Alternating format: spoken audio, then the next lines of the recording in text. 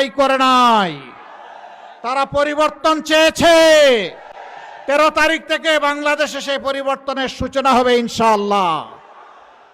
প্রিয় কিশোরগঞ্জবাসী, এটি আলিম উলামা, মুক্তিযোদ্ধা, দেশের বিশিষ্ট নাগরিক, অত্যন্ত ঐতিহ্য সমৃদ্ধ একটি এলাকা। যে এলাকার মানুষ কঠোর পরিশ্রমী, শিক্ষিত, জ্ঞানী, দেশপ্রেমিক, সেই এলাকায় দাঁড়িয়ে আমি কথা বলছি। এই এলাকাটা সমতলার হাওরের এক মহামিলন। 22-এর বন্যায় আমার আসার এখানে সুযোগ হয়েছিল, গ্রামে গ্রামে একটু গিয়েছিলাম। এখানকার যোগাযোগ ব্যবস্থা বিভিন্ন দিক থেকে খুবই ঝুঁকিপূর্ণ, কিন্তু বছরের পর বছর এখানকার লোকেরাই বাংলাদেশের প্রশাসনের, সরকারের শীর্ষ পদ তারা অলঙ্কৃত করেছেন। শীর্ষপদ অলঙ্কৃত করার পরে তারা কি দিয়েছেন, কিশোরগঞ্জবাসী কি পেয়েছে, আমি এই ব্যাপারে কিছু বলতে চাই না, এর সাক্ষী আপনারা। এখানে বাংলাদেশ জামাতে ইসলামীর কিশোরগঞ্জ জেলা শাখার সম্মানিত আমির অধ্যাপক রমজান আলী সাহেব জনগণের পক্ষ থেকে বাস্তব কিছু দাবির কথা তিনি তুলে ধরেছেন।